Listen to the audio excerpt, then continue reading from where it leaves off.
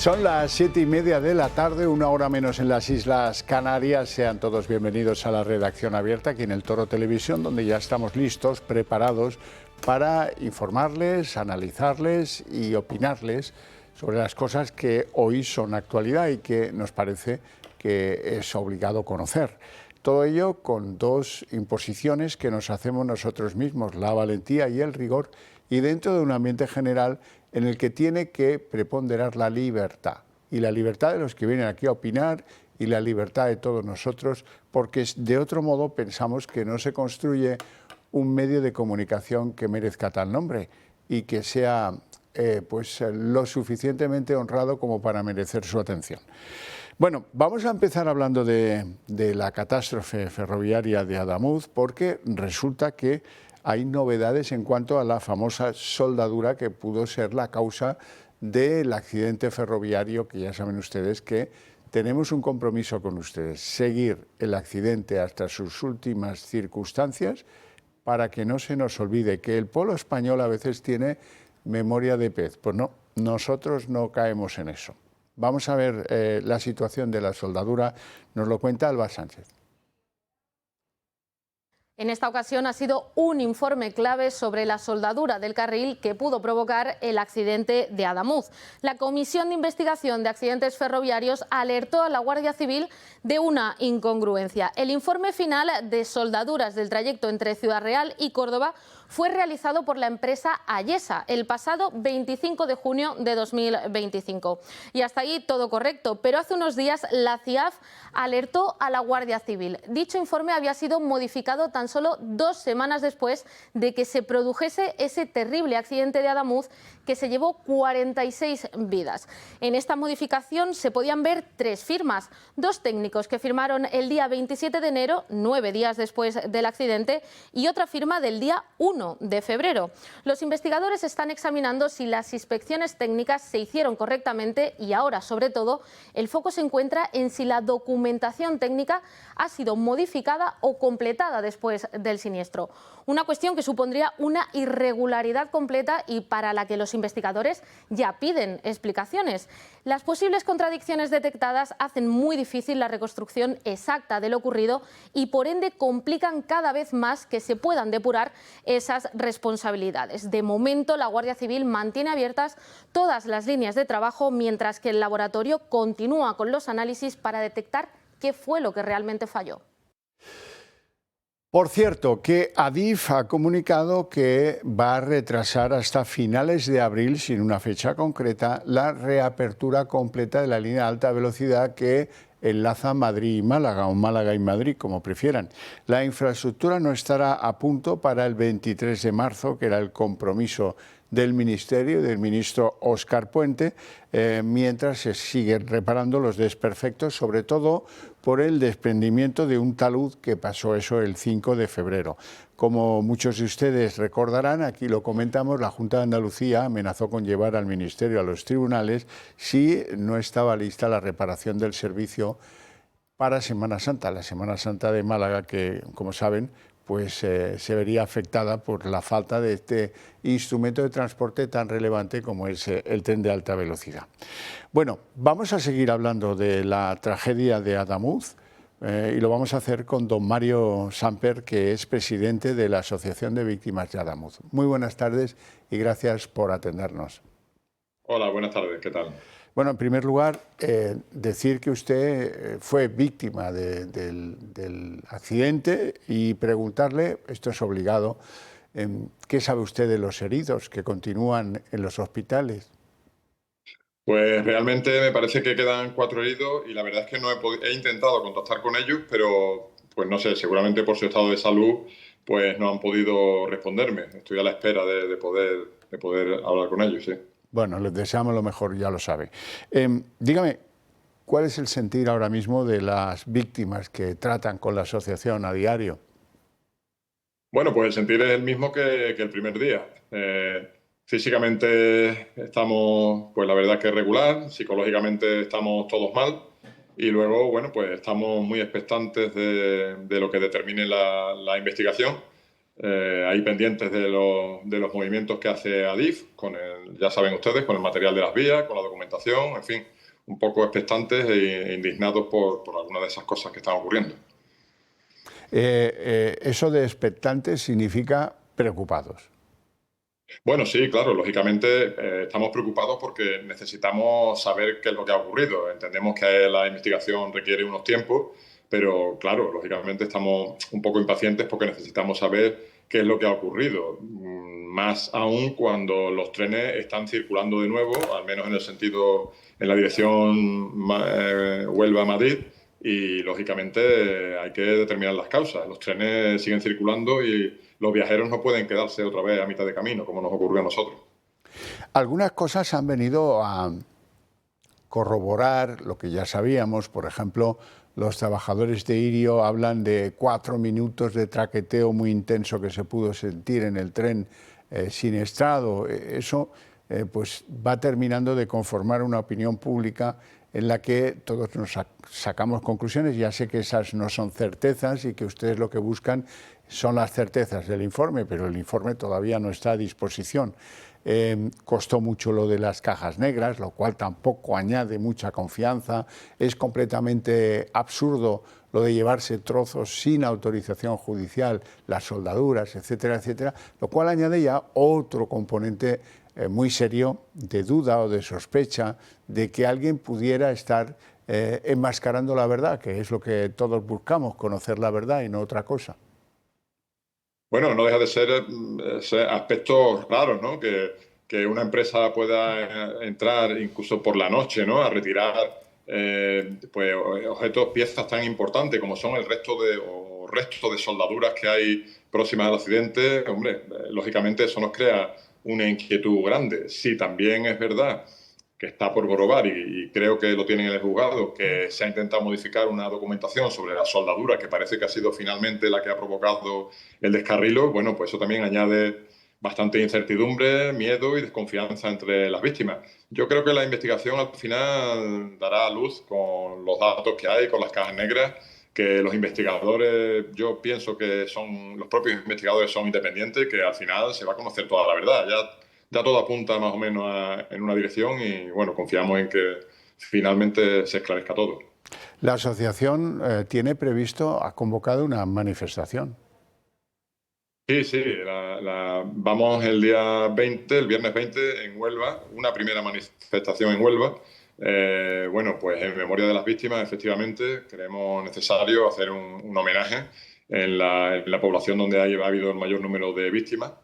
Y también pues vamos a seguir reclamando juntamente con la sociedad de Huelva pues que se esclarezca la verdad. Vamos a ejercer toda la presión que podamos desde la ciudadanía para que la verdad no se maquille y salgan los verdaderos responsables y se asuman responsabilidades, lógicamente. Por eso, don Mario, yo estoy convencido de que la mejor manera que los españoles de bien tenemos de ayudar a la Asociación de Víctimas de Adamuz es mantener abiertos los canales informativos, informar detalle a detalle todo lo que pasa y no permitir que bueno, el tiempo desvanezca conclusiones que hemos tenido pero que se nos han olvidado, ¿no?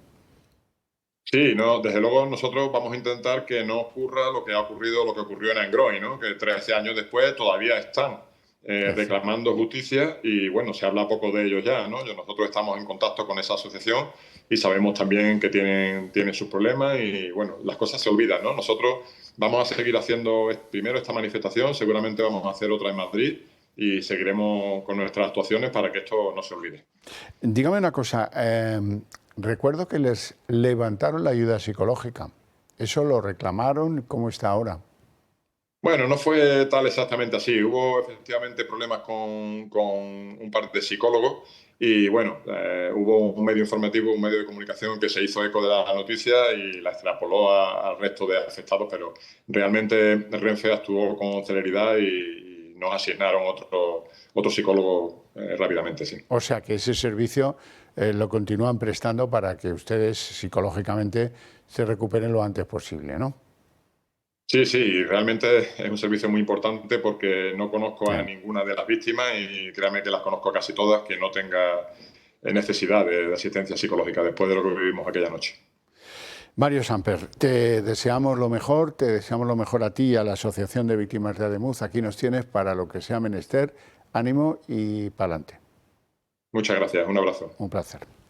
Bueno, tengo yo que hablaros de algunos ejemplos de solidaridad que ha dado este país y que han caído en saco roto. Por ejemplo, ¿sabían ustedes que los españoles donaron 30 millones de euros para las víctimas de la Dana, pero que se desconoce aún el destino de ese dinero, 30 millones de euros? En noviembre del 2024 se abrió una cuenta bancaria para que los ciudadanos pudieran hacer sus aportaciones. El eslogan de la recogida de ese dinero era «Solo el pueblo salva al pueblo». Seguro que lo recuerdan. Ese fue el lema que se popularizó tras la Dana ocurrida el 29 de octubre del 2024. Bueno, a muchos les parecía que institucionalmente el gobierno hacía poco o nada y entonces se puso en marcha esta campaña de recogida. Durante los días siguientes a la tragedia se produjo una oleada de solidaridad en todo el país para mitigar en lo posible los daños materiales que causaron las lluvias torrenciales y las inundaciones extremas que sufrió toda una comarca en Valencia. La ayuda abarcó desde el desplazamiento de voluntarios a la zona para ayudar en tareas de limpieza y de tal, a las aportaciones económicas. Bueno, así que el Gobierno de España recibió más de 30 millones de euros en esa cuenta abierta para canalizar las donaciones de buena fe de los españoles, según los datos aportados por el Ministerio de Economía. Sin embargo, pues, ¿cómo os diría? Llama mucho la atención que no se conozca el paradero de esos 30 millones. No digo yo que se hayan utilizado para otras cosas o que se hayan distraído o que se los haya metido en cuenta a coldo. No digo eso, simplemente digo que sería bueno conocer el paradero de esos 30 millones. Bueno, llegamos al capítulo internacional y vamos a hablar de Cuba. Vamos a hablar de Cuba después de ese llamamiento casi lacónico el viernes de Miguel Díaz-Canel a propósito de que reconocía con una cara de funeral de tercera que se estaban manteniendo contactos autorizados por el gobierno de Cuba con la administración de Estados Unidos, decía él, para resolver ciertas diferencias bilaterales. El tono en el que lo dijo daba la sensación de que al régimen le quedaba muy poco tiempo de vida en Cuba. Esa es la sensación que tengo yo, pero quiero comentar todo esto con doña Zoe Valdés, que ya me acompaña aquí. Muy buenas tardes, gracias por atendernos. Como saben, es novelista, poeta, también ha escrito pues, algunos guiones cinematográficos, ensayos, en fin, escritora cubana, podríamos decir. Muy buenas tardes. Muy buenas tardes, Cabo. Muchas gracias. Gracias a ti siempre. Dinos una cosa, ¿tuviste la misma sensación que yo de que aquello presagiaba una resolución vía rápida del régimen cubano? Sí, tuve la sensación de que están más temerosos que nunca, que tienen mucho miedo. En el rostro de Díaz Contados, como le empieza a llamar la población cubana a Díaz-Canel, se reflejaba el gran cansancio, fatiga y cómo está de desesperado, ¿no? Además, ha cambiado muchísimo de hace unos días hasta ahora, pero esta gente se regenera muy rápido. Yo sí estoy bastante preocupada con el anuncio que se hizo de que los cubanos que viven en Miami, en el exilio, pueden ir a invertir en Cuba. Esto ya se ha hecho en otras ocasiones. Lo que han hecho es robarle las inversiones y el dinero a los cubanos. Después, si quieren hacer todavía peor, les meten, por ejemplo, en una discoteca que abrió alguien, les meten droga en la discoteca, se lo llevan preso, le quitan todo. Esto es algo que ya han hecho en otras ocasiones. No hay que confiar. Yo creo que solo cuando haya libertad radical en todos los sentidos es que se puede ir a invertir en Cuba.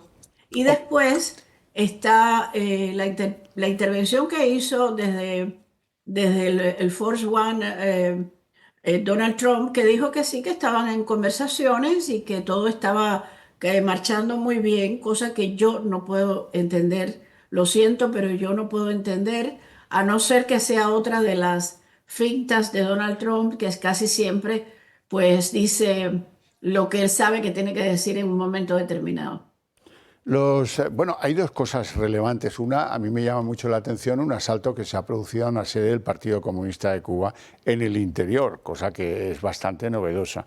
Y en el exterior, también me interesa mucho conocer tu opinión a propósito de lo que sé que piensan muchos exiliados cubanos en Estados Unidos, que dicen, no puede ser que los Castros se vayan de rositas.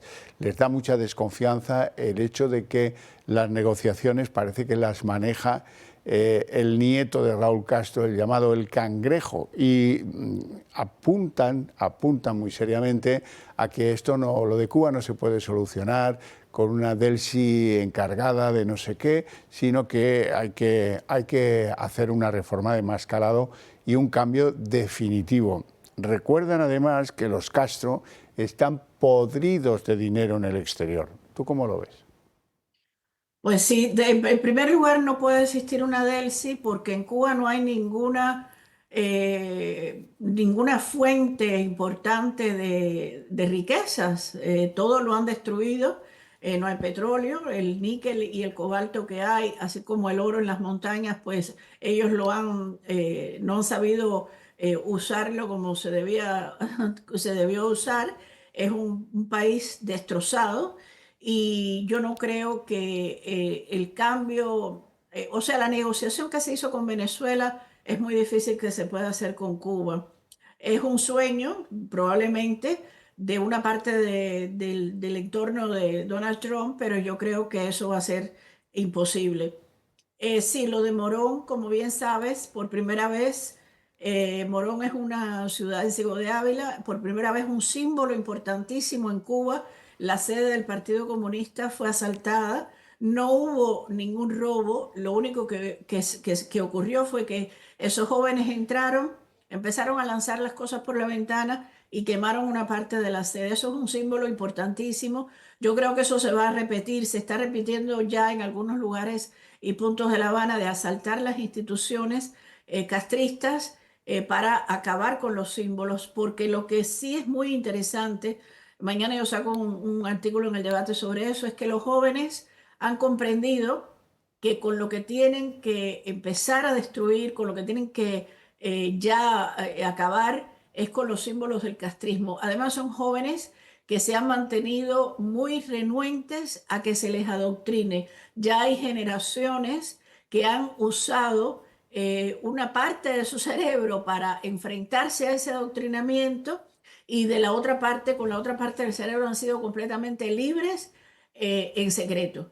Y esto es muy importante porque ahora es que esa generación se está expresando y pienso en los jóvenes del Cuartico que están todavía encarcelados, pienso en la joven Ana Benzi, pienso en todos estos muchachos de fuera de la caja, que son además, lo dicen, muchachos de fe, lo han dicho, nosotros somos cristianos y tienen una presencia tremenda con un nuevo discurso, ese discurso incluso para generaciones de hace muy poco es bastante nuevo y muy fuerte.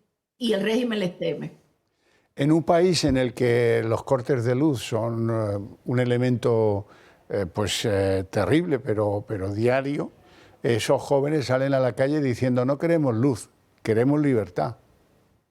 Exacto, porque eh, son muchas décadas, Cajo, ya saben, ellos saben que de lo que se trata no es que le den 2 huevos hoy, mañana 3 papas, un poquito de luz pasado mañana, sino de tener la libertad, que la libertad es lo que los va a conducir y va a conducir a Cuba al país próspero que fue y todavía más próspero, porque Cuba tiene unas posibilidades enormes dada su situación geográfica y sobre todo dada la simbología que tiene también Cuba del otro lado, o sea, lo que fue Cuba, lo que significó Cuba después de Argentina y Venezuela en el año 1957. Esos jóvenes han estudiado por su parte porque les han escondido los libros, les han quitado todo tipo de acceso a la información, pero ellos han luchado por la información, han luchado por entender lo que pasó en Cuba y lo que ellos pudieran hacer.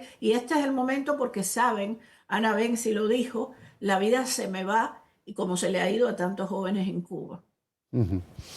Zoe Valdés, pues seguiremos pendientes de lo que pasa en la isla y vamos a ver si llegan pronto buenas noticias, que de momento estamos ahí. Es verdad que han pasado solamente 3 días desde el anuncio de Díaz-Canel, pero bueno, a lo mejor es la impaciencia la que nos come, ¿no? Pero en cualquier caso seguiremos pendientes de ello. Muchísimas gracias, insisto, te deseo una feliz tarde. Gracias, igualmente. Un placer. Bueno, y en el resto de lo internacional, además de esto que puede cambiar la historia cubana del mundo contemporáneo, que está sucediendo en la guerra contra Irán de los estadounidenses, pues está sucediendo que, por un lado, Europa no es partidaria, o en su conjunto no es partidaria, o algunos países se oponen decididamente, entre ellos España, a pues una misión naval que garantice que se pueda usar el estrecho de Hormuz. Y eso que es bien primordial, así lo contaba Kallas, la responsable de la política europea internacional. El cierre del estrecho de Hormuz también beneficia a Rusia para financiar esta guerra, así que tenemos que hacer mucho más. El principal tema será cómo mantener el estrecho de Hormuz abierto. El 85% del petróleo y gas que pasa por el estrecho de Hormuz va a países asiáticos. Pues en el Consejo Europeo, que está ya ahí en ciernes, habrá un país que se significará en el no a participar en en ese despliegue naval para garantizar el uso del estrecho de Hormuz, que es España. Lo contaba Margarita Robles, la ministra de Defensa, que descarta absolutamente que España participe en ese esfuerzo. Y en este momento España no se plantea el tema de ninguna misión en Hormuz, porque lo que nos planteamos es la exigencia de que la guerra termine. No tiene ningún sentido, es una guerra ilegal que está produciendo muchos muertos y por lo tanto España nunca va a aceptar cuestiones que sean sucedáneas, porque el objetivo tiene que ser que la guerra termine y que la guerra termine ya. Una cosa es garantizar la seguridad del tráfico marítimo por Hormuz en solidaridad con todos los países que necesitan ese petróleo y ese gas, y otra cosa es participar en la guerra. Ese matiz la señora Robles parece que lo olvida o no le interesa.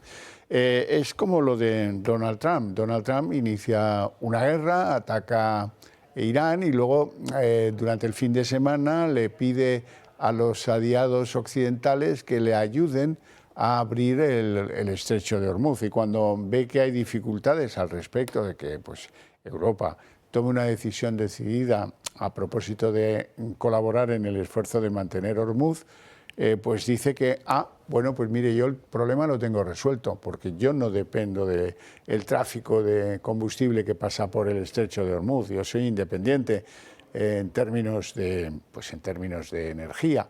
Y si ustedes no se hacen cargo de esto, si ustedes no quieren colaborar con esto, pues aténganse a las consecuencias.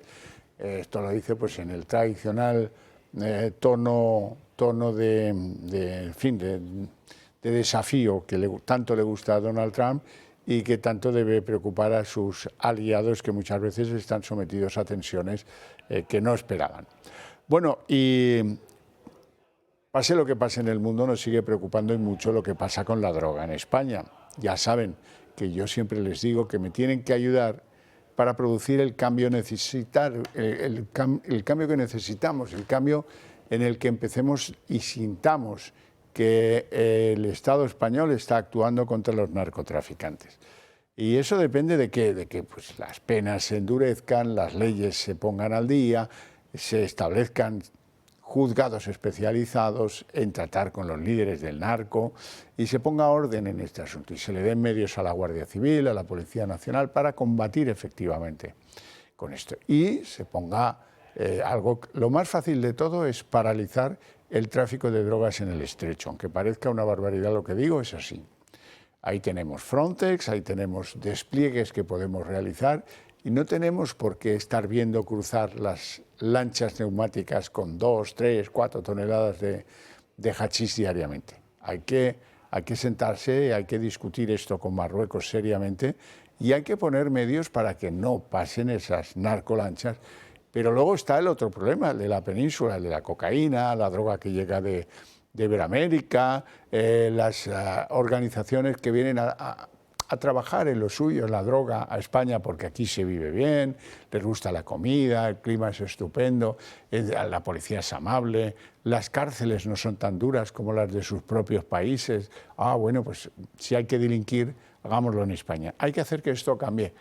O de lo contrario, pues nos levantaremos un día y en algún lugar de este país pues mandarán más los narcotraficantes que la Guardia Civil. Y ese día, créanme, estamos apañados. Estamos apañados. Por no hablar de los daños que ya ha producido en algunas generaciones de jóvenes españoles que prefieren arriesgar en bajar y subir fardos de las lanchas que buscar un trabajo decente y cotizar a la seguridad social y currarse lo difícil que es una nómina. Bueno, modestamente yo lo que voy haciendo es mostrarles imágenes para que ustedes constaten que efectivamente esto está por todas partes.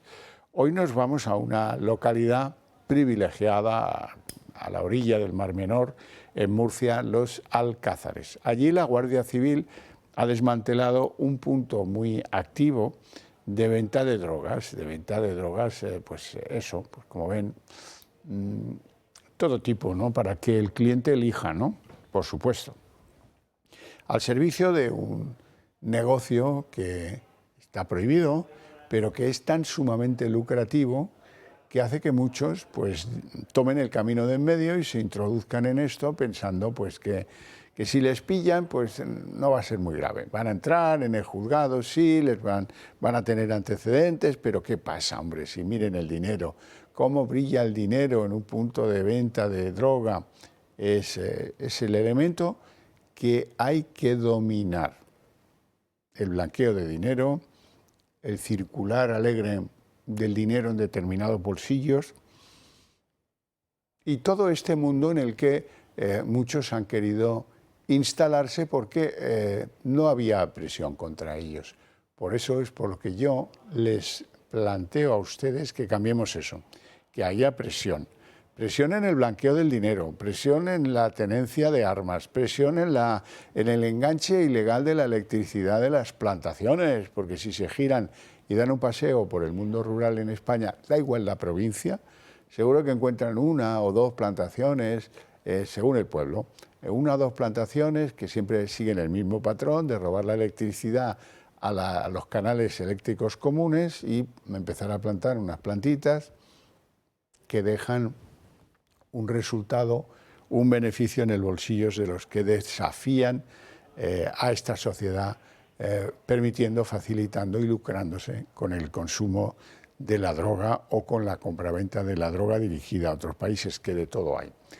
Bueno, cumplido el compromiso con la droga, como tantos otros que vamos adquiriendo porque queremos ser sus dignos representantes, les voy a hablar del Club de Amigos. Si han llegado a la conclusión de que la clave aquí es que la sociedad se entere de lo que pasa, si han llegado a la conclusión de que ustedes y nosotros compartimos unas ideas, nosotros tenemos la voluntad de ser la correa de transmisión de esas ideas y es evidente que vamos a llegar a más y más deprisa de lo que podrían llegar ustedes actuando, pues independientemente cada uno de ustedes, en solitario, como un tirador solitario. No, es mejor hacerlo desde un medio de comunicación. Tenemos esa voluntad decidida. Lo que les pedimos es que nos ayuden, que nos apoyen para que podamos hacer eso lo más deprisa posible, que es lo que necesitamos. ¿Y eso cómo lo pueden hacer, eso de ayudarnos? Pues muy sencillo. Hay 2 maneras. Una, llamar al teléfono que aparece en pantalla, 91-616-2464. Quiero formar parte del Club de Amigos del Toro Televisión. Ahí les van a contar cómo, de qué forma, qué hay que hacer, qué no hay que hacer. En 5 minutos la cosa queda resuelta.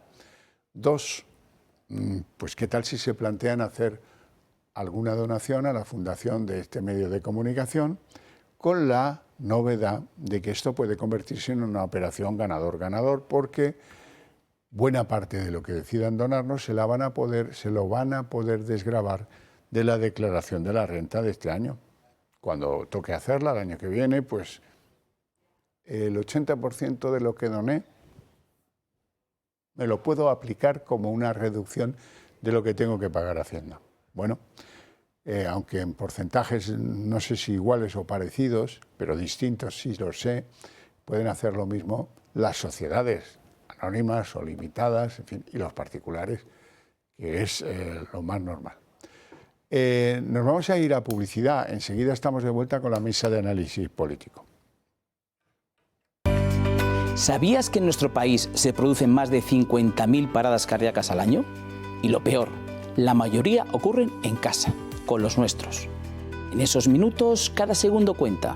Por eso, tener esto a mano, el desfibrilador de Protege tu Vida, marca la diferencia. Es tan intuitivo y fácil de usar que cualquiera de nosotros puede salvar un corazón y evitar daños mayores. Pero la prevención no se queda ahí. Miren esto.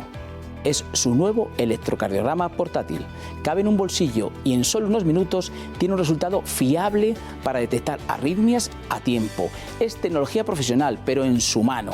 No esperes a que sea tarde. Llama al 900-730-061, consigue ambos productos, protege tu vida y la de quienes más quieres. 900-730-061.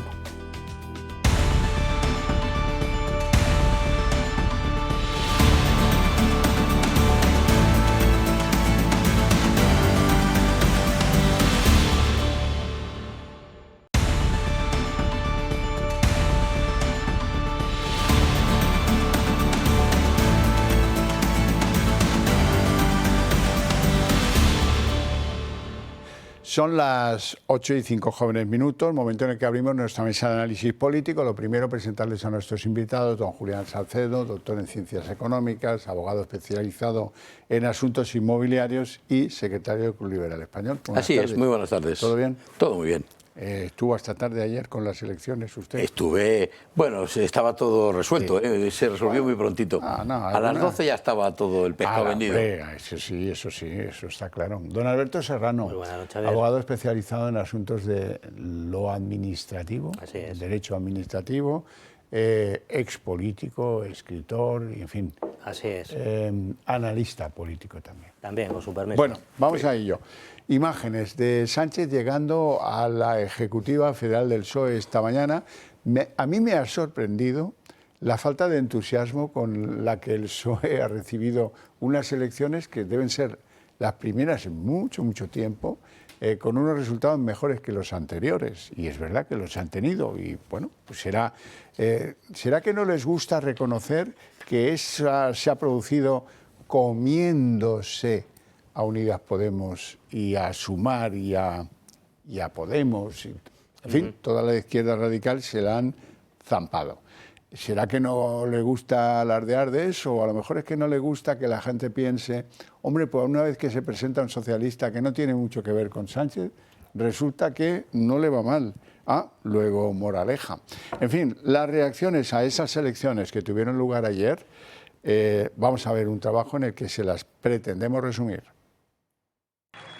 El Partido Popular es el ganador de las elecciones de Castilla y León, pero a pesar de mejorar los resultados de hace 4 años y conseguir 33 procuradores, están lejos de la mayoría absoluta. Nos han hecho un encargo al Partido Popular de dialogar con el resto de fuerzas políticas y es lo que vamos a hacer. Pero ya he dicho con claridad que con los dirigentes del sanchismo en Castilla y León no vamos a pactar nunca. Vox, con 14 diputados, será clave para formar gobierno. Alfonso Fernández Mañueco les tiende la mano y les recuerda que una buena base para llegar a un acuerdo es el documento que firmaron en las pasadas elecciones. Una buena base sería el documento que firmamos hace 4 años entre el Partido Popular y Vox para poder llegar a un acuerdo. El presidente de los populares pide a Vox responsabilidad. Somos los partidos los que tenemos que hacer nuestra parte con madurez y con responsabilidad. Desde Vox confían en que habrá gobierno tanto en Castilla y León como en Aragón y en Extremadura. Que no se preocupe,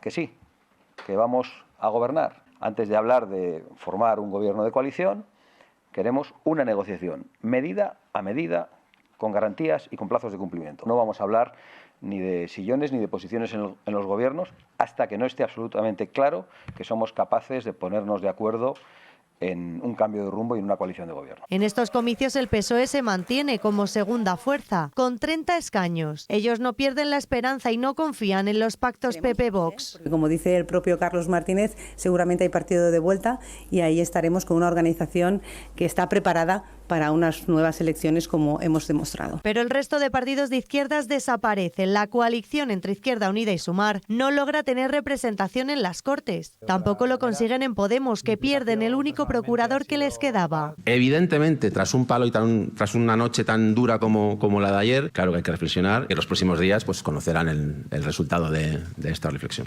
Ya ha empezado la ronda de contactos y el próximo 14 de abril será la fecha prevista en el calendario para que se constituyan las nuevas Cortes en Castilla y León. A partir de ahí se abre el periodo de negociaciones y posibles pactos para formar gobierno. Bueno, Julián, ¿cómo lo viste? Bueno, pues la verdad es que el resultado se fue decantando muy pronto. He dicho que a las 12 ya me fui a la cama, sí. Porque estaba todo solucionado. Pero en cualquier caso, a esto de las 10, 10 y media, ya se veía que no podía variar mucho, un escaño arriba, un escaño abajo como mucho, ¿no? Yo creo que son dos cosas. La primera, el PP puede,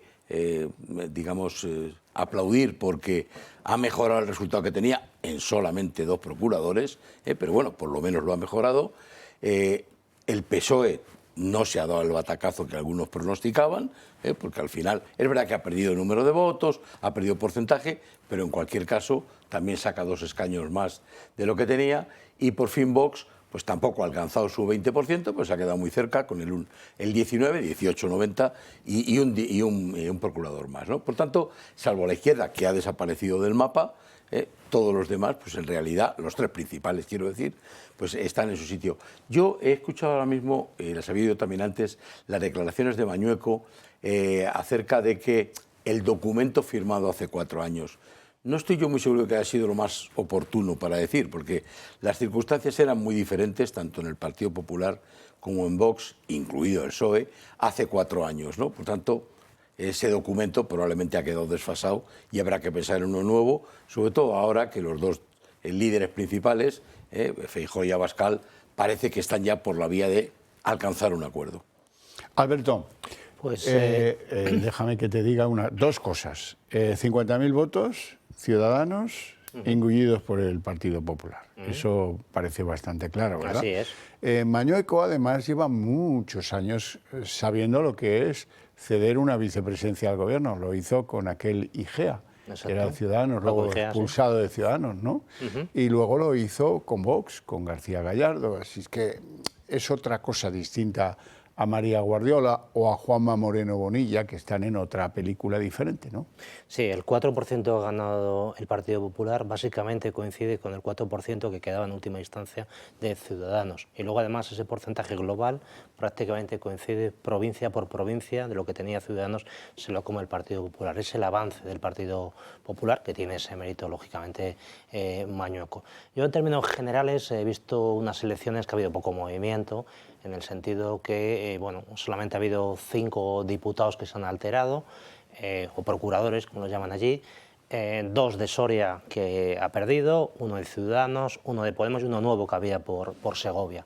De los 5, 2 han ido para el PSOE, 2 para el Partido Popular y 1 para Vox. Este es básicamente el resumen, poco movimiento en términos generales. Pero bueno, lo sustancial es que el Partido Popular dependerá de Vox, pero con una particularidad respecto de Aragón y Extremadura es que no vale la abstención de Vox, porque el Partido Socialista, en coalición con otros partidos regionalistas pequeñitos, provincia, podría pasar al Partido Popular, que están contentos con 33 procuradores, pero llegó a tener 50 en su día el Partido Popular. También yo creo que es destacable la irrupción de este partido de Salf, que ha provocado un cierto desequilibrio. Alvise Pérez, el votante de Alvise Pérez, que ha sido bastante, sustancialmente, 16.000, casi 3 veces más que el votante de Podemos, ha impedido 3 diputados de Vox. Es decir, a la hipótesis de que esas personas un poco cabreadas, vamos a llamarlas así, hubieran concentrado voto con Vox, Vox hubiera ganado 3 diputados más y por tanto otro gallo hubiera cantado, en el sentido de que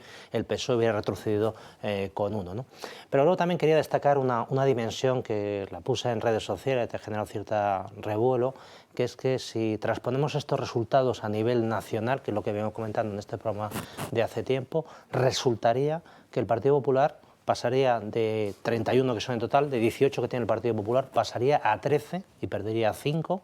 El Partido Socialista pasaría de 12 a 10, perdería 2, y esos 7 diputados pasarían todos a Vox, que pasaría de 1 a 8. Básicamente, Vox entraría en todas las provincias de 3, que son 4, como sabido, Ávila, Segovia, Palencia y Zamora.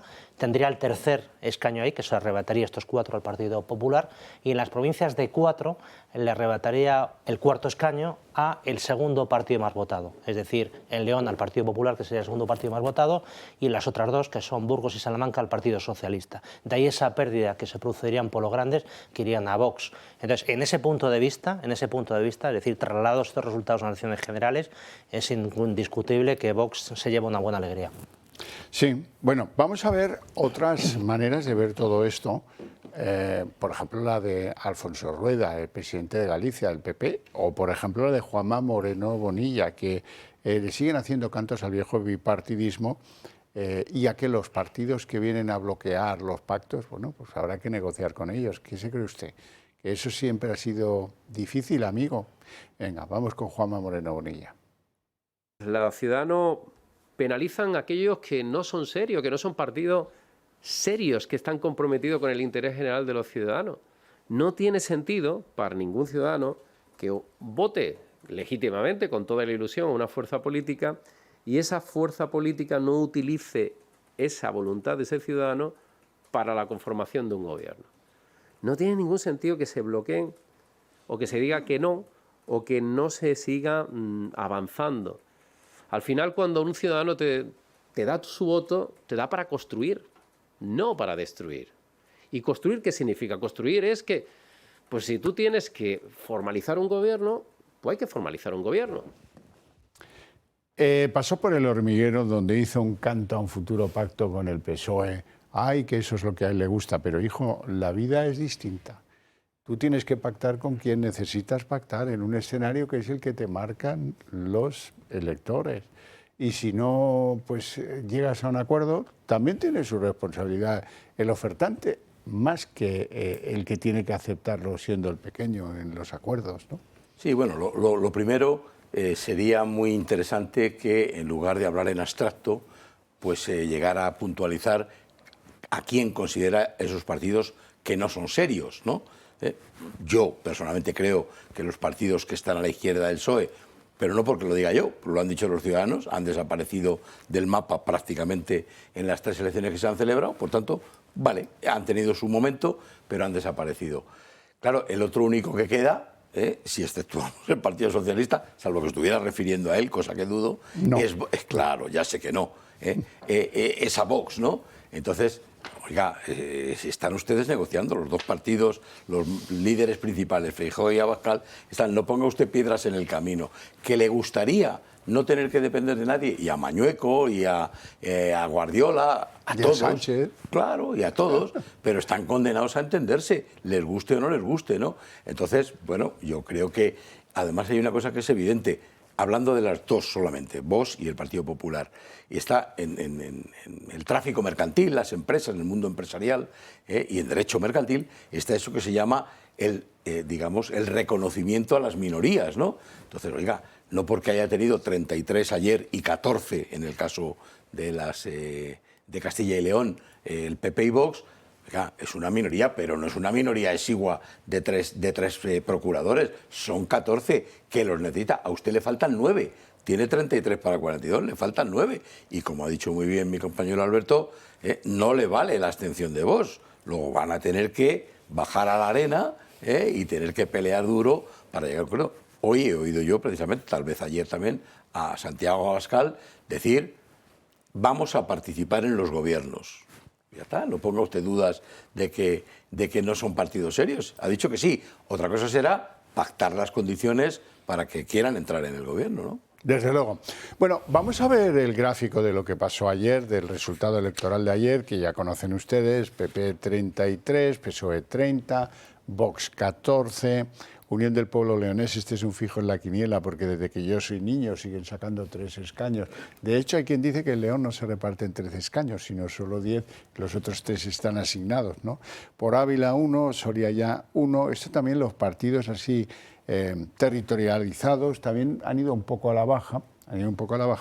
Y recordarles también que la mayoría absoluta está en 42 procuradores, como les gusta decir allí.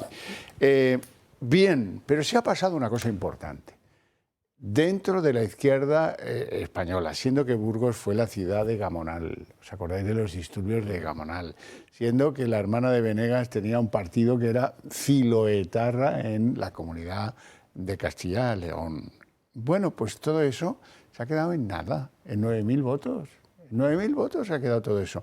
Gracias, y esto pues hay que señalarlo, a la política del no a la guerra de Pedro Sánchez y a tener a un candidato que no le relaciona mucho con la Moncloa y la corrupción de la Moncloa. Estos 2 elementos le han dado todos los votos de la izquierda al Partido Socialista. Y por eso no hacen mucha laraca, porque alguno se pueda cabrear con ellos. Pero bueno, en cualquier caso, a la izquierda del PP hay un solo partido, que es el PSOE. Claro. Bueno, pues es un cambio relevante a efectos nacionales, ¿eh?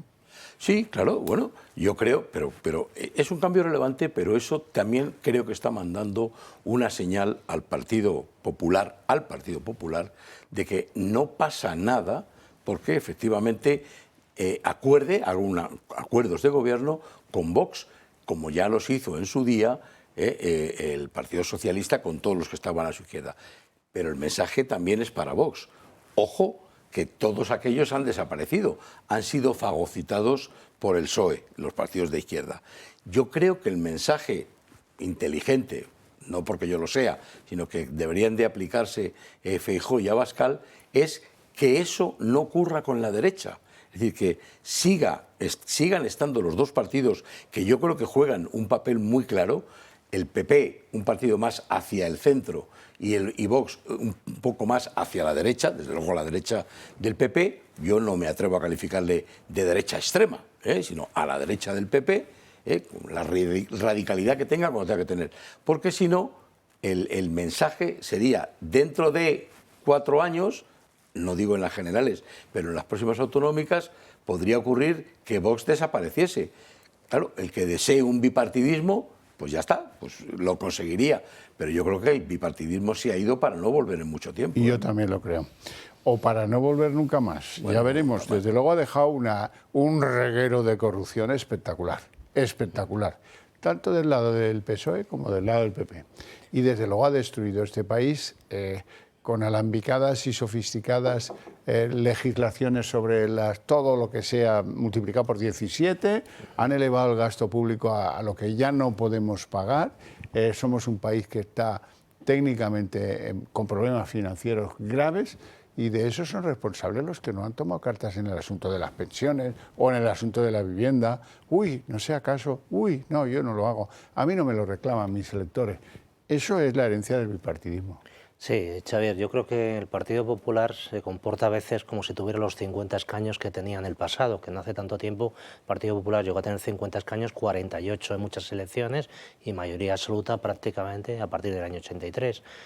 Y claro, tiene que respetar también la irrupción de Vox, que legítimamente la gente le está votando y lógicamente Vox no le votan para que haga de seguidismo del Partido Popular. Tendrá lógicamente que practicar sus políticas. Y la responsabilidad yo creo que le corresponde al señor que quiere ser presidente. El señor que quiere ser presidente, que solamente puede ser Mañueco, es el que tiene que ganarse, tiene que camelar, tiene que aceptar en la medida de lo posible los planteamientos y las propuestas de Vox. Con respecto a Vox, yo creo que se puede influir en un gobierno sin estar dentro del mismo. Yo no recomiendo que Vox se incruste en ese gobierno porque lo va a fagocitar. En la administración no existen comportamientos estancos. Yo tengo la consejería, hago lo que me da la gana. No, tú estás en todo momento dependiente de unos presupuestos que te lo hace otra consejería, dependes de un patrimonio que viene de otra consejería, depende de un personal de otra consejería, que incluso además sus jefes son de otra consejería. Entonces estarías muy limitado en cuanto a actuación. Y hablo lógicamente desde la experiencia de haber estado en un gobierno en minoría. Es muy malo para Vox meterse en minoría en un gobierno, porque lo bueno que pueda surgir de allí lo va a asumir el Partido Popular y lo malo se lo van a cargar a Vox. Por tanto, yo les recomiendo que desde fuera se puede también influir en presupuestos, en múltiples cuestiones y encima además siempre con la posibilidad de volcar ese gobierno, que si estás dentro del mismo siempre es mucho más complicado. Y el Partido Socialista, que hemos visto esas imágenes de Pedro Sánchez un poco pavoneándose, ahora mismo tienen una discusión interna tremenda, ¿no? Porque parte del Partido Socialista entiende que lo está haciendo muy bien Pedro Sánchez y el no a la guerra ha provocado este buen resultado, al mismo tiempo están fagocitando a la ultraizquierda, y otra parte importante del Partido Socialista, esto no se lo dicen a la cara a Pedro Sánchez, dicen hemos tenido ese buen resultado porque no había un sanchista de cuna ahí como candidato. Yo creo que todos los socialistas al final van todos por el mismo carril, pero este señor disimula, en el sentido de que, bueno, pues parece una persona honesta, tiene alguna cosilla por ahí, pero no demasiado para estar 20 años en la alcaldía, y una persona como de un bajo perfil y no muy vinculado a esas exuberancias propias del sanchismo, del Falcon y todo lo demás. Parece un hombre llano. Yo creo que esa imagen en general ha sido buena para el Partido Socialista y evidencia que hay socialistas que van a votar al PSOE si no se presenta un sanchista tipo Pilar Alegría, tipo Gallardo, o ya veremos Chiqui Montera el palo que se va a llevar, ¿no? Y en cuanto al Podemos, pues Podemos, como dicen por ahí, ni podemos sumar, ni pueden unos, ni suman otros. Es una circunstancia que ya van, en fin. Vamos a hacer una pausa para la publicidad, apenas 2 minutos, enseguida estamos de vuelta.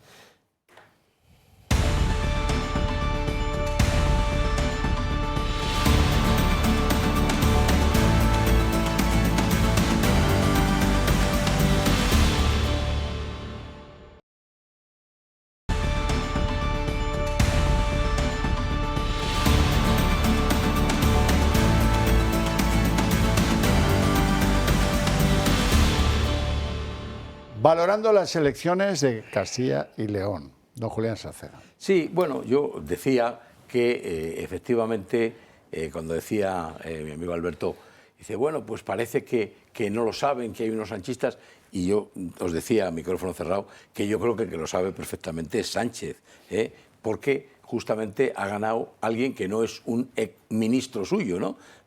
Será de la misma cuerda, tendrá el mismo origen, pero efectivamente no es uno de sus ministros que ha puesto a defenderse.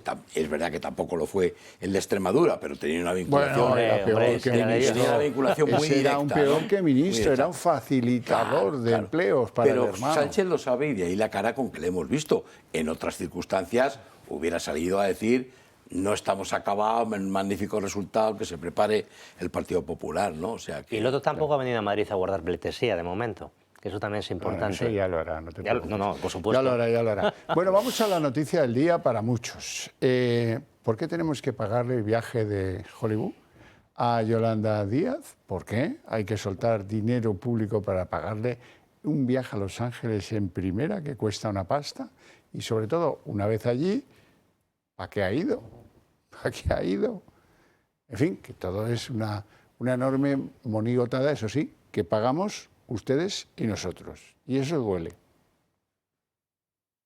Mientras su partido desaparecía en Castilla y León, la vicepresidenta segunda y ministra de Trabajo, Yolanda Díaz, se permitía una lujosa escapada a Los Ángeles para asistir a la gala de los Oscar y apoyar al cine español. Viajó en business, los billetes han costado cerca de 8.000 euros de dinero público. Yolanda Díaz no viajó sola, estuvo acompañada por todo su equipo, miembros de su gabinete y de seguridad. La estancia ha durado 3 días. Nada de esto figuraba en la agenda del gobierno, a pesar de que se presentaba como un viaje oficial. El motivo de la asistencia era, según fuentes oficiales, un encuentro con el equipo de la película gallega Sirat y con su director Oliver Laxe. Pero no hay ni fotografías ni declaraciones del momento. Mientras tanto, la coalición Izquierda Unida Movimiento Sumar no conseguía ni un triste parlamentario en el recuento de votos tras las votaciones en Castilla y León. Yolanda Díaz parece haber optado por desconectar completamente de la vida política y aprovechar por todo lo alto sus últimos momentos en activo, después de anunciar que no se presentará a las próximas elecciones generales. Cabe destacar también la presencia del actor español Javier Bardem en la gala, que no perdió ocasión para hacerse notar y exhibir el eslogan "No a la guerra", al entregar el premio a la mejor película internacional. No a la guerra y Palestina libre. Y en la noche más lujosa del año se filtró esta foto desde la zona superior del teatro, que pone en evidencia la vergonzosa actitud de muchos que, a pesar de los discursos sobre moral, respeto y medio ambiente, dejaron todo hecho un desastre.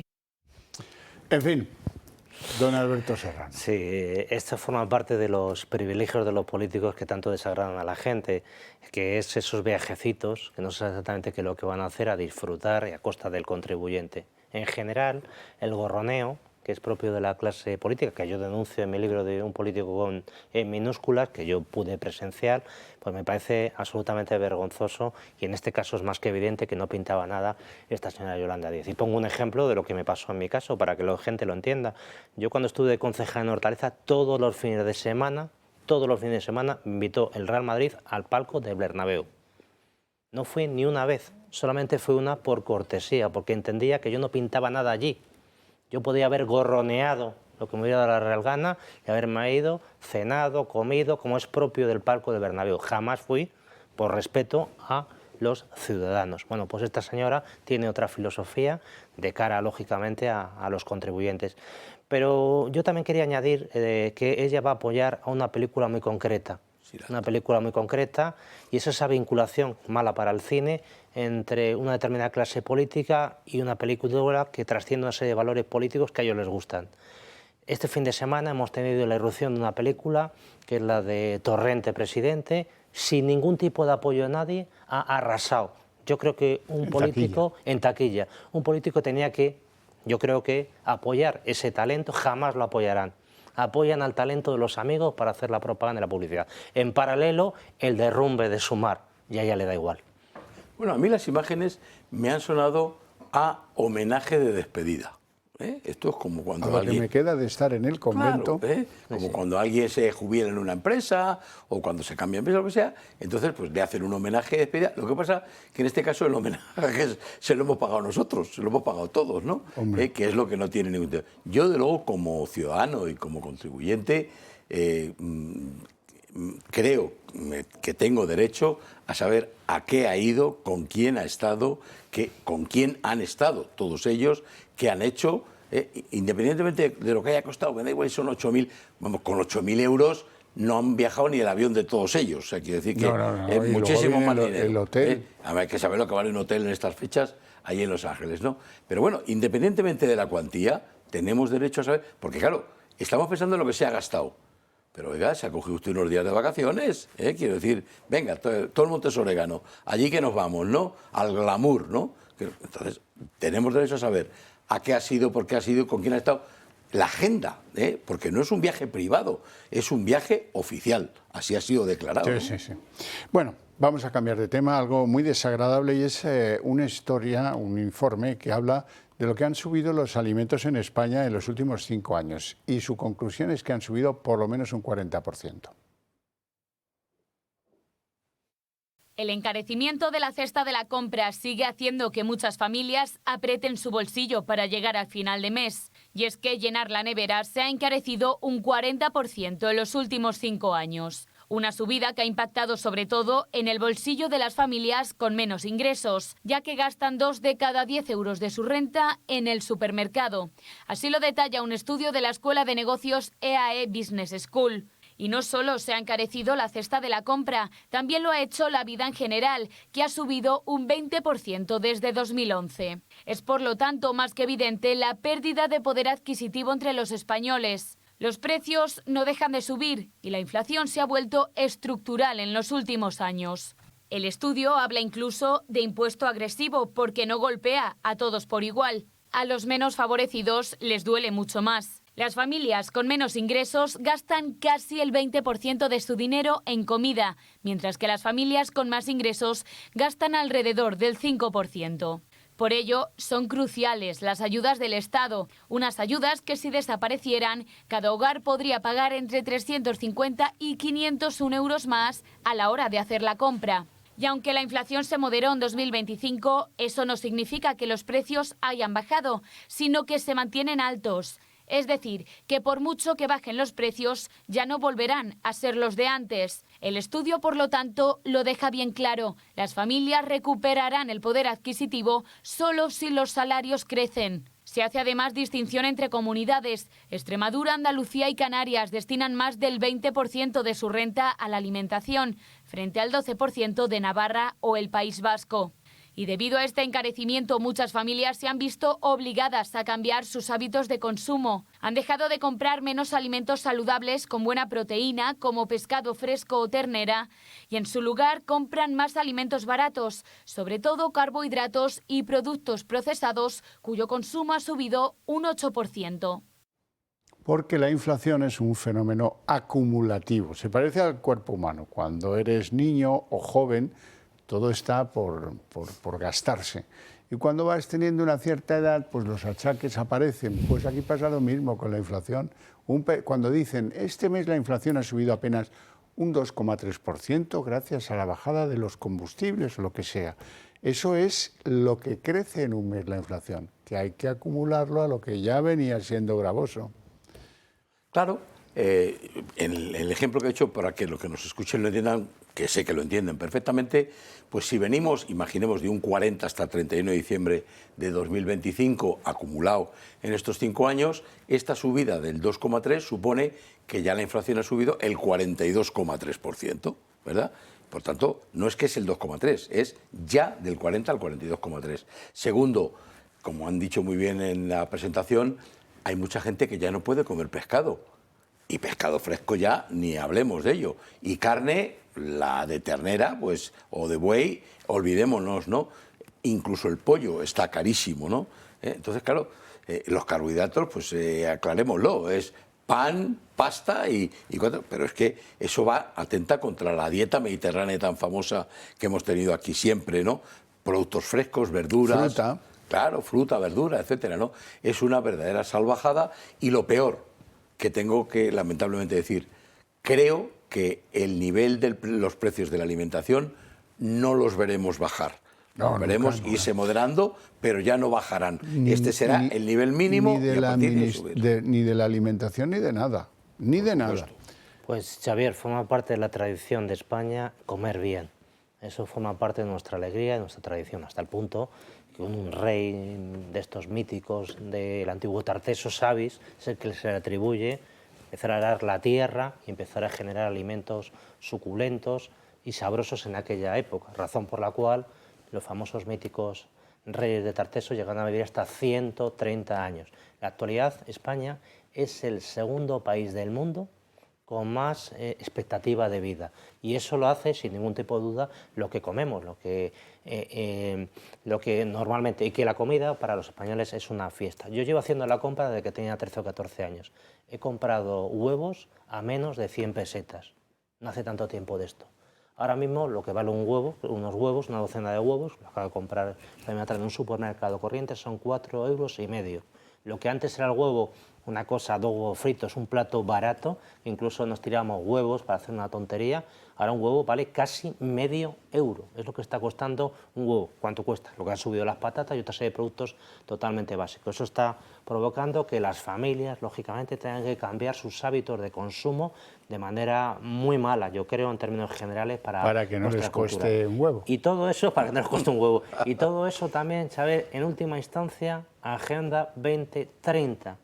Que está sustituyendo, este proyecto está arrasando la cultura mediterránea. A lo mejor otros países, Noruega, otra serie de países, les va bien porque ellos no tienen tradición, no tienen agricultura, no tienen esos productos que tenemos nosotros, pero a nosotros estas tendencias que hay en Europa nos están machacando culturalmente hablando. Me permite añadir una cosa brevísima, y no solamente influye en la salud la alimentación que estemos tomando, sino que es que además influye también en la educación. Todo el mundo sabe que una persona, un joven, un niño mal alimentado, no progresa su formación, su educación de una forma satisfactoria. Por tanto, ojo, que los efectos los veremos a medio y largo plazo. A lo mejor eso es lo que buscan.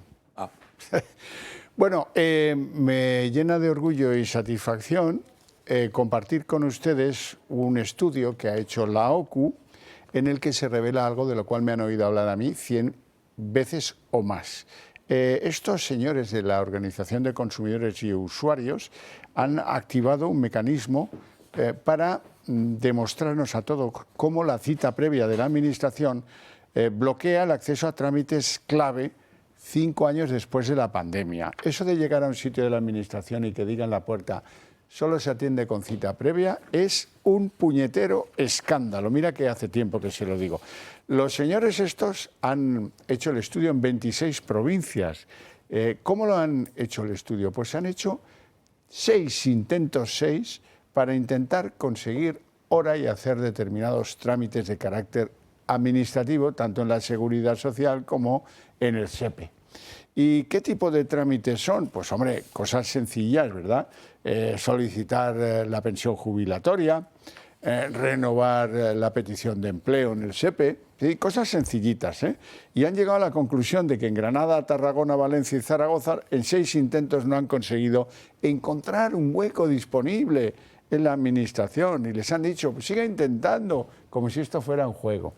En Alicante, Barcelona, Guadalajara, Madrid, Pamplona o Sevilla solo se ha conseguido una cita en una de esas ciudades de 6 intentos. Luego está la demora cuando consigues la cita, porque te dan cita los que lo consiguen, los ganadores, los que se han comido el queso. Me he comido el queso, tengo cita en el SEPE. Bueno, pues te dan una cita 28 días después, como pasa en Bilbao, o 23 días después, como pasa en Málaga. Y esto a mí, sincera y honestamente, me avergüenza la función pública de este país. Sí, yo conozco esta evolución. Claro, yo conozco esta evolución. Tradicionalmente el funcionario público era un señor que sabía que tenía que trabajar en función de picos. Por tenía 2 o 3 días muy malos y luego otros días que a lo mejor bajaba la intensidad. Y tenía vocación de servicio público. Si me tengo que dar hasta las tantas, yo atiendo al ciudadano. Pues todo eso se ha borrado últimamente. Llevamos una serie de años que lo importante es mantener una especie de estándares de calidad y esos estándares de calidad en la Administración, pactados con los sindicatos, se traducen en que mandan los vagos. Entonces, un señor 4 o 5 citas, porque luego tienen que irse al café, al no sé qué, no sé cuánto, 4 o 5 citas máximo. Y a partir de aquí, pues si hay 2 o 3 de baja, eso se va acumulando. De tal manera que llega el ciudadano, oiga, que yo, no, mire usted, es que yo tengo mis derechos por encima suyo. Y esto no debe ser la mentalidad del funcionario. Había muchas sentencias del Supremo que lo decían. El funcionario tiene que darlo todo para atender al ciudadano, por encima de sus derechos laborales. Pero esta mentalidad ha cambiado y ahora, oye, primero yo, mi café, mi no sé qué, y como mucho 4 al día. Y si este señor no viene, pues usted se espera. Y esto yo creo que está machacando el buen nombre que tenía tradicionalmente la Administración. Sabemos que las citas previas se revenden. Hay un mercado negro de citas previas, por tanto, alguien las consigue, no sabemos cómo, y se revenden, primer punto. Segundo, hay que decir también que los daños son tremendos, porque la mayor parte de todas estas gestiones que acaba de decir don Javier supone que uno pierde o puede llegar a perder el derecho a la prestación, en el caso de subsidio de desempleo en el SEPE, o puede demorarse el recibir y perder, la por pensión tanto, jubilatoria, la pensión de jubilación. Después, claro, porque lo que se dice es hay un plazo desde que se genera el derecho hasta que lo solicitas, pero si lo solicitas 20 días después, no quiero decir 2 meses, pero 20 días después, no es retroactivo. Y dices, bueno, pues yo, pero desde el día que genere el derecho. No, desde el día que usted ha presentado la solicitud de la prestación, ¿no? Por tanto, esto es muchísimo dinero y muchísimo daño para las personas. Y lo más grave es que no hay partido en la oposición que se fije en estas cosas. Si me permite, Xavier, ese funcionario que no tiene tiempo de atender, ¿qué le parece a usted si le atendiera por la tarde por un módico precio? ¿Lo pagaría? Probablemente muchos ciudadanos sí. Claro. Es que fomenta la mala administración, fomenta la corrupción.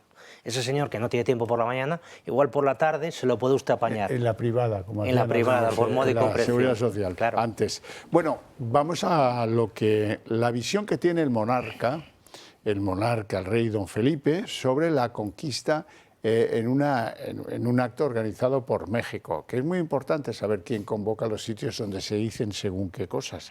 Vamos a escucharle.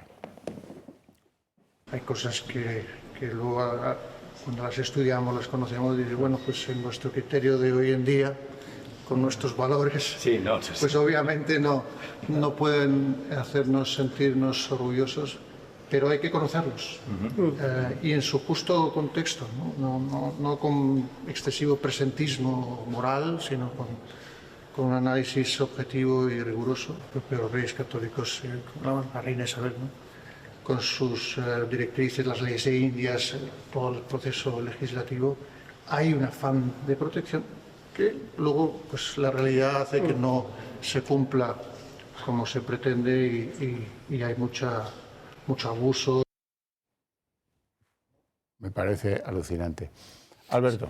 Sí, Xavier, yo creo que evidentemente pues, la conquista española de el otro lado del charco, pues evidentemente se harían determinadas cuestiones propias de la época, lógicamente, que hoy nos parecerían horribles, pero en términos generales yo creo que fue un éxito total en cuanto a hermanamiento de dos pueblos muy distintos, la mutua y recíproca interacción y hasta el punto, son datos objetivos, que cuando se independizaron en el siglo XIX eran de las zonas más prósperas de todo el planeta y siempre han tenido un nivel adquisitivo muy digno, nunca han estado en el tercer mundo como otras colonias británicas o francesas, con una única excepción, que sabemos cuál es la única excepción, que es Cuba, que está a unos niveles de renta per cápita prácticamente de Sudán del Sur. Pero eso desde que hubo una revolución ahí. Desde que hubo una revolución, porque cuando llegó Fidel Castro, la renta per cápita de Cuba, quizá mal repartida, pero era un nivel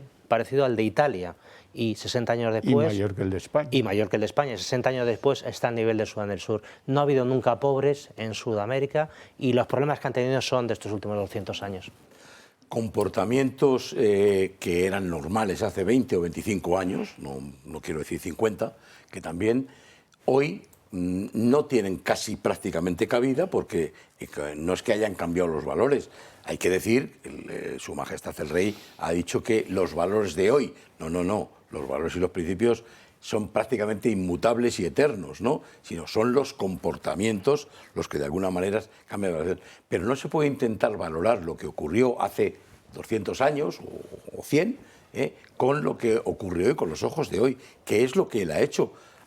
No basta con leer los escritos de los reyes de aquella época y los de la Iglesia. Si todos valoramos también a la Iglesia, aquello lo consideraban positivo, era una labor evangelizadora de aquellos pueblos. Llevamos la cultura a aquellos pueblos, ¿no? Entonces, bueno, no sé si es que ha querido tener una disculpa con esos países que llevan reivindicando hace tiempo, pero me parece que tal vez era innecesaria en lo que a él respecta.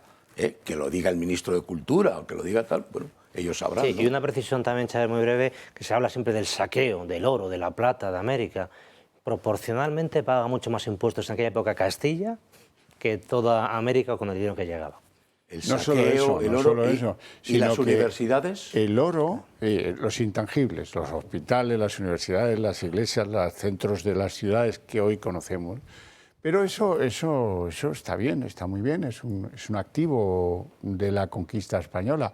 Pero es que luego lo que no hacen en Iberoamérica es considerar quién y para qué se utilizó el oro. El oro financió todas las campañas de los líderes que propugnaban la independencia de los pequeños territorios, de Perú, por ejemplo, o de Chile, o de donde queráis. El oro financió todo eso.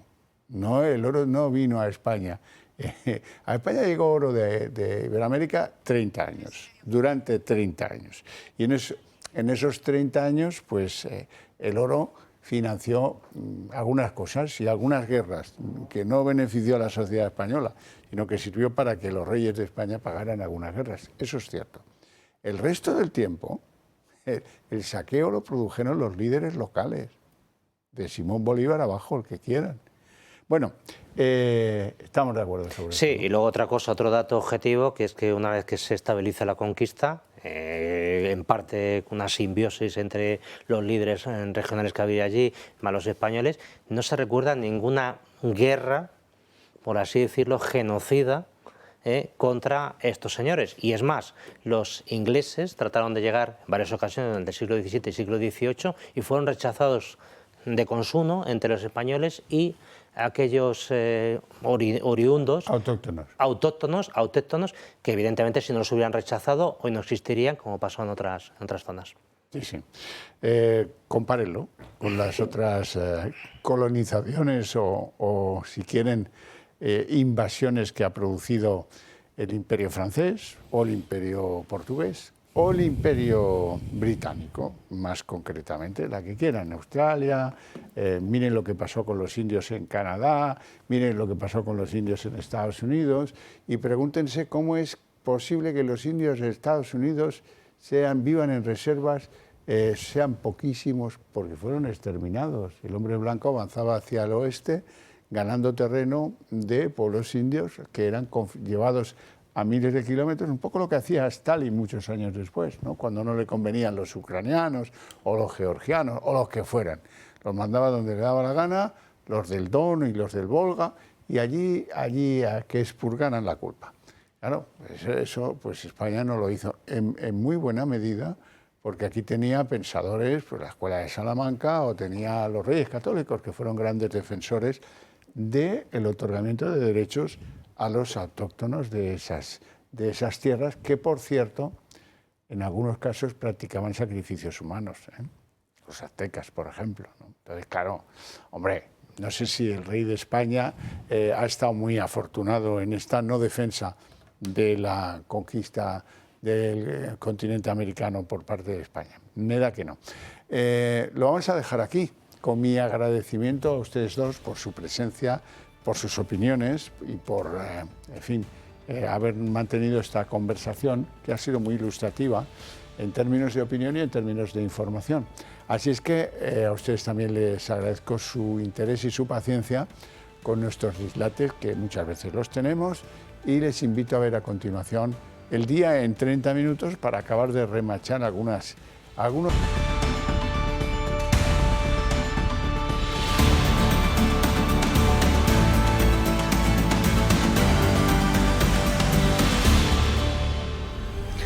El Día en 30 minutos. ¿Ha pasado factura el desacuerdo en Extremadura y en Aragón a los partidos del centro y la derecha, al PP y a Vox?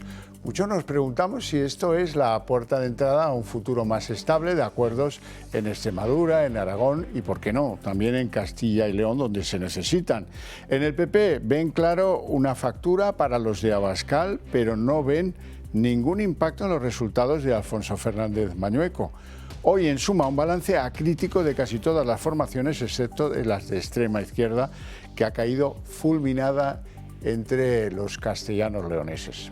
Y la gran pregunta ahora es si gobernará la derecha, si habrá acuerdo de gobierno tanto en Castilla y León como en Aragón o como en Extremadura. Santiago Abascal hoy lo dice claro, van a entrar en los tres gobiernos, pero lo supeditan a un acuerdo programático. El que es más concreto, el que ya pone un punto de partida, es Alfonso Fernández Mañueco, el candidato del PP ahí en Castilla y León. Dice que el acuerdo que firmó con Vox en 2022 es un buen punto de partida. Vamos a dialogar con todos, pero ya he dicho con claridad que con los dirigentes del sanchismo en Castilla y León no vamos a pactar nunca. No se trata de sillones, no se trata de sentarnos en el gobierno o no. Tenemos que hacer un proyecto de futuro. Por cierto, tengo que decir que una buena base sería el documento que firmamos hace 4 años entre el Partido Popular y Vox para poder llegar a un acuerdo. Bueno, el Partido Popular ganó anoche las elecciones en Castilla y León. Mañueco consiguió 2 escaños más que en el año 2022 y aumentó la distancia con el Partido Socialista. Los socialistas también suben 2 escaños y toman aire después de los batacazos en Aragón y en Extremadura. Vox, lo cierto es que crece menos de lo pronosticado por los sondeos, solo lo hace 1 escaño, pero sigue teniendo la llave de la gobernabilidad. Podemos, por cierto, directamente vuelve a desaparecer desaparecer de un Parlamento autonómico. Y Mañueco ha sido recibido hoy con gran júbilo en la sede de Génova. Es la 10ª victoria de Feijóo desde que está al frente de los populares y Mañueco ha aumentado tanto en votos como en escaños. En el Partido Socialista, tercera derrota regional consecutiva, aunque lo cierto es que menos amarga que las anteriores. Vox no ha cumplido con las expectativas de crecimiento, pero vuelve a sacar un mejor resultado en otros comicios. Santiago Abascal niega hoy que su partido haya tocado techo. Bueno, ¿cuál es el resultado en términos políticos de las elecciones de ayer? Pues llama mucho la atención la falta de resultado en lo que toca a Pedro Sánchez. Pedro Sánchez ha tenido un buen resultado en Castilla y León, pero da la sensación de que no quiere hacer alaracas para no molestar a Izquierda Unida, Sumar y a Podemos, porque buena parte de ese voto que ha sostenido al PSOE proviene de esos partidos a la izquierda de Pedro Sánchez. No hay que ofender a los aliados en otras lides y en otros lances, como por ejemplo la gobernabilidad española. En segundo lugar, Feijóo duro con Vox, Mañueco tiende la mano a Vox. Ese es el resultante un poco incómodo de lo que se ha visto en el día de hoy. Vox sigue con lo suyo, que han crecido en votos y que por lo tanto pues quieren entrar a gobernar en los diferentes gobiernos autonómicos con el Partido Popular. El problema suelen ser, como siempre, pues las garantías de que se va a cumplir el acuerdo. Así es que poco ha cambiado en todo esto. Todos ratificados, todos salen ganando algo de unas elecciones, que es el balance típico que suelen hacer los políticos de estas. El Partido Popular es el ganador de las elecciones de Castilla y León, pero a pesar de mejorar los resultados de hace 4 años y conseguir 33 procuradores, están lejos de la mayoría absoluta. Nos han hecho un encargo al Partido Popular de dialogar con el resto de fuerzas políticas y es lo que vamos a hacer. Pero ya he dicho con claridad que con los dirigentes del sanchismo en Castilla y León no vamos a pactar nunca. Vox, con 14 diputados, será clave para formar gobierno. Alfonso Fernández Mañueco les tiende la mano y les recuerda que una buena base para llegar a un acuerdo es el documento que firmaron en las pasadas elecciones. Una buena base sería el documento que firmamos hace 4 años entre el Partido Popular y Vox para poder llegar a un acuerdo. El presidente de los populares pide a Vox responsabilidad. Somos los partidos los que tenemos que hacer nuestra parte con madurez y con responsabilidad. Desde Vox confían en que habrá gobierno tanto en Castilla y León como en Aragón y en Extremadura. Que no se preocupe,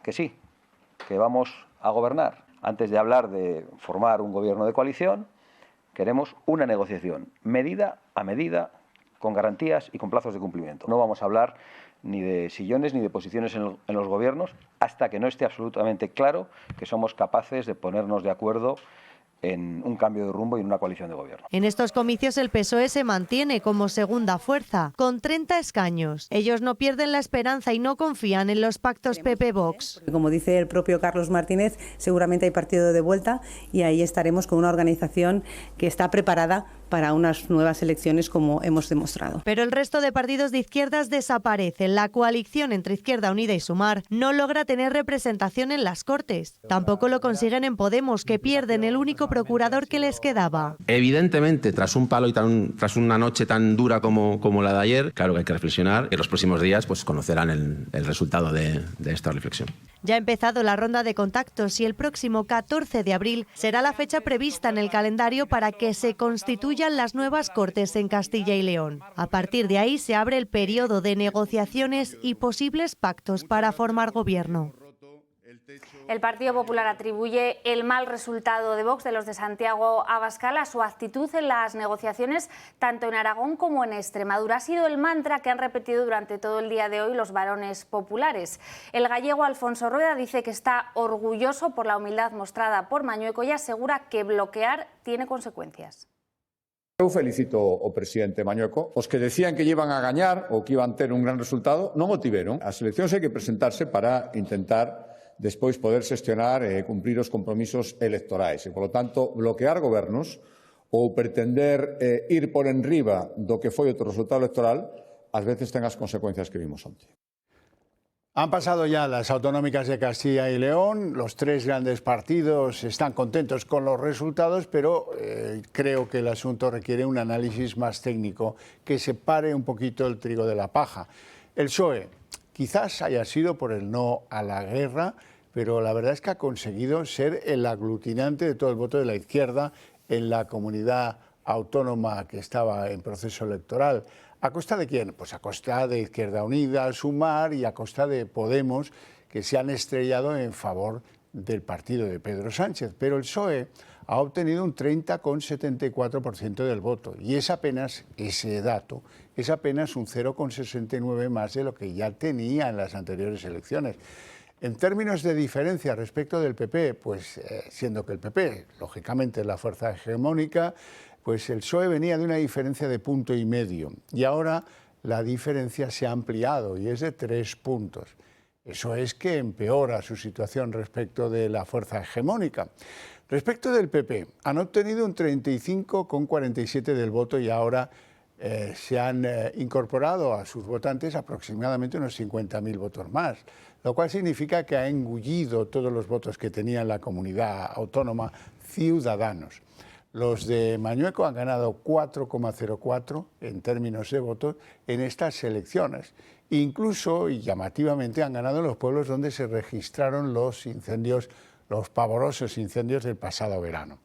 El análisis puramente numérico de Vox señala que el partido de Abascal pasa de 17,64% del voto a un 18,92%, es decir, que gana 1,25 puntos. Los de Abascal no han alcanzado el 20% de voto que proclamaban algunas encuestas, pero es verdad que consiguen su mejor resultado. Mejoran lo que obtuvieron en Extremadura, que fue un 16,9%, o lo que obtuvieron en Aragón, que fue un 17,9%. Y ahora, como se ha dicho, están en un 18,9%. Y ya han pasado más de 2 semanas del inicio del conflicto en Irán y el precio de la energía, claro, sigue escalando. El petróleo encadena ya 3 días por encima de los $100 el barril de Brent, hoy con una ligera bajada respecto a ayer, al domingo. También sigue desenfrenada la escalada del gas natural, que aunque hoy también modera su crecimiento, ya rebasa los 50 euros en el mercado ibérico. Los precios de los carburantes siguen, como la semana pasada, muy altos. La gasolina está hoy entre el litro está a 1,729 €, la gasolina 95 y la gasolina 98 a 1,862 € el litro. En el caso del diésel, ya saben que en algunas gasolineras llegó a rebasar los 2 € el litro, hoy se sitúa en este precio. Desde que empezó la guerra, la gasolina ha subido 24 céntimos y el gasóleo 42. Será el próximo viernes. El próximo viernes tendrá lugar un Consejo de Ministros extraordinario en el que previsiblemente el Gobierno acabe por tomar las medidas anunciadas, pero que no conocemos, las medidas contra el aumento de los precios de los combustibles y el previsible contagio que vaya a producir sobre la inflación, el IPC, este mes y en los sucesivos. No se tienen indicios de las medidas que adoptará el gobierno de Pedro Sánchez. Sí se sabe que han descartado recuperar un sistema de cupos bonificados en los combustibles y también se sabe que la principal reclamación, incluso la mantiene el Partido Nacionalista Vasco, es una rebaja del IVA a los productos clave en el consumo español. Las agencias de viaje, por ejemplo, se sienten muy afectadas por el clima bélico y uno de sus representantes, César Gutiérrez, reclamaba hoy ayudas e incluso cuantificaba sus necesidades. Dentro de las ayudas económicas, que hemos solicitado una ayuda o un préstamo ICO de 250 millones, fundamentalmente para aliviar las tensiones de tesorería que están provocando todas las cancelaciones, reembolso, pago a proveedores que están teniendo que hacer las agencias de viajes, que están teniendo que adelantar. Luego también estamos pidiendo un fondo de compensación de 120 millones de euros, ya que las agencias de viajes también están teniendo que soportar muchísimos pagos a proveedores que sabemos que no vamos a recuperar. La subida de los precios de la energía sacude a toda Europa y ya son 8 los países que, al contrario que España, han apurado las primeras medidas para contrarrestar estas subidas. Portugal, aquí se lo contamos, fue el primero en anunciar descuentos a la gasolina que han entrado hoy en vigor, mientras que Francia y Alemania por el momento solo han acordado restricciones a los operadores de las gasolineras. Reino Unido ha anunciado hoy un plan de 5 puntos que incluye un paquete de 50 millones de libras en ayudas para los hogares británicos. Y sépanlo, la inflación es un proceso acumulativo. Si un año resulta que el aceite sube un 15% y al año siguiente nos dicen que el aceite solo sube un 3%, estaremos pagando un 18% más por el aceite, porque se acumulará un aumento al otro. Cuando suele decirse, no, es que de este mes los precios solo han subido un 2,3%, eso es acumulativo, se añade a lo que ya habían subido anteriormente los precios. Así es que un estudio analiza hoy que los precios de los productos alimentarios han subido un 40% en los últimos 5 años. Y suma y sigue. El encarecimiento de la cesta de la compra sigue haciendo que muchas familias aprieten su bolsillo para llegar al final de mes. Y es que llenar la nevera se ha encarecido un 40% en los últimos 5 años. Una subida que ha impactado sobre todo en el bolsillo de las familias con menos ingresos, ya que gastan 2 de cada 10 euros de su renta en el supermercado. Así lo detalla un estudio de la Escuela de Negocios EAE Business School. Y no solo se ha encarecido la cesta de la compra, también lo ha hecho la vida en general, que ha subido un 20% desde 2011. Es por lo tanto más que evidente la pérdida de poder adquisitivo entre los españoles. Los precios no dejan de subir y la inflación se ha vuelto estructural en los últimos años. El estudio habla incluso de impuesto agresivo porque no golpea a todos por igual. A los menos favorecidos les duele mucho más. Las familias con menos ingresos gastan casi el 20% de su dinero en comida, mientras que las familias con más ingresos gastan alrededor del 5%. Por ello, son cruciales las ayudas del Estado, unas ayudas que si desaparecieran, cada hogar podría pagar entre 350 y 501 euros más a la hora de hacer la compra. Y aunque la inflación se moderó en 2025, eso no significa que los precios hayan bajado, sino que se mantienen altos. Es decir, que por mucho que bajen los precios, ya no volverán a ser los de antes. El estudio, por lo tanto, lo deja bien claro. Las familias recuperarán el poder adquisitivo solo si los salarios crecen. Se hace además distinción entre comunidades. Extremadura, Andalucía y Canarias destinan más del 20% de su renta a la alimentación, frente al 12% de Navarra o el País Vasco. Y debido a este encarecimiento, muchas familias se han visto obligadas a cambiar sus hábitos de consumo. Han dejado de comprar menos alimentos saludables con buena proteína, como pescado fresco o ternera, y en su lugar compran más alimentos baratos, sobre todo carbohidratos y productos procesados, cuyo consumo ha subido un 8%. Y por unanimidad, el Tribunal Superior de Justicia de la Comunidad Valenciana ha rechazado investigar al expresidente valenciano Carlos Mazón por la gestión de la Dana. Los 5 magistrados no aprecian delito en los hechos descritos por la jueza de Catarroja. Descartan, por tanto, declarar su competencia para abrir causa penal contra el expresidente. Creen que Mazón ostentaba la posición de garante de un deber u obligación específicos que exige para ser perseguidos, entre otros, el delito de homicidio por omisión.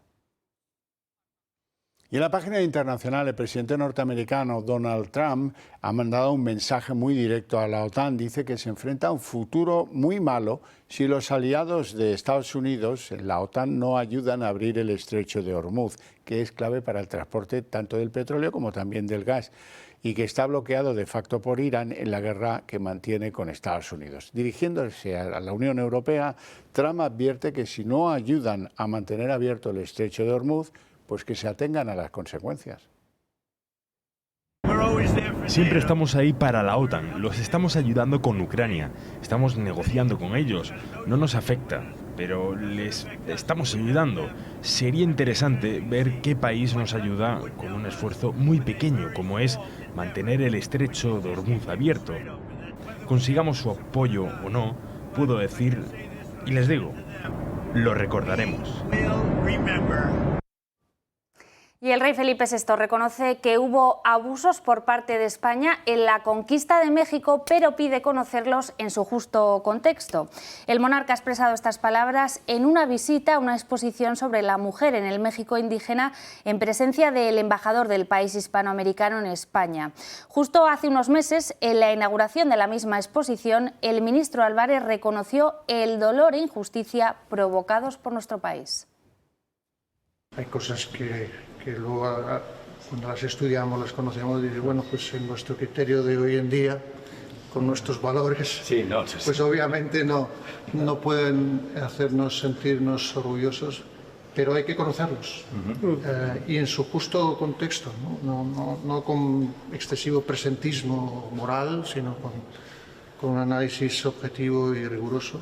Los reyes católicos, la reina Isabel, con sus directrices, las leyes indias, todo el proceso legislativo, hay un afán de protección que luego pues, la realidad hace que no se cumpla como se pretende y hay mucho abuso.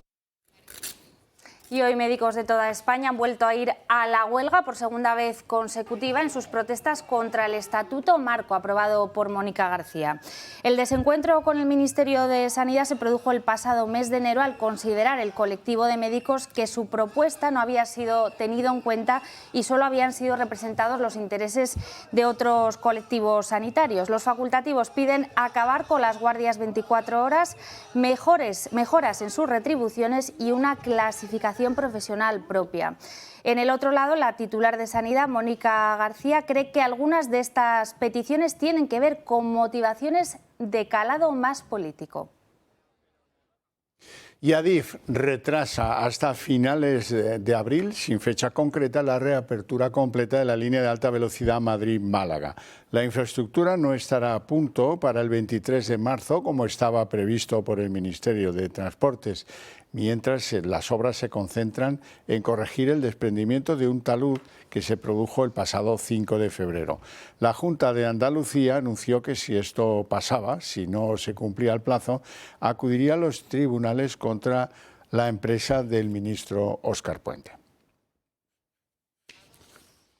Bueno, Marina, estamos en el regreso de los Paralímpicos con éxitos y medallas de oro. Así es, hasta con 4 medallas. Ha sido muy calurosa la bienvenida que se ha dado hoy a esa delegación española en el aeropuerto de Barajas después de su paso por los Juegos de Invierno de Milán Cortina. 8 atletas componen la delegación que nos ha representado en esta convocatoria, entre la que destaca, claro, Odri Pascual. Ella partía como abanderada, era la gran esperanza del medallero paralímpico español y cumplió con las expectativas. Hasta 4 metales ha logrado Pascual, 2 oros, 1 plata y 1 bronce. Todos ellos, tanto Odri como el resto del equipo paralímpico español, serán recibidos mañana en audiencia por los Reyes de España. Y hasta aquí el día en 30 minutos. Les deseamos una feliz noche a todos, especialmente a los que continúen con la señal del Toro Televisión. Y les dejamos con En Tiempos Modernos con Miguel Gutiérrez. Hasta mañana.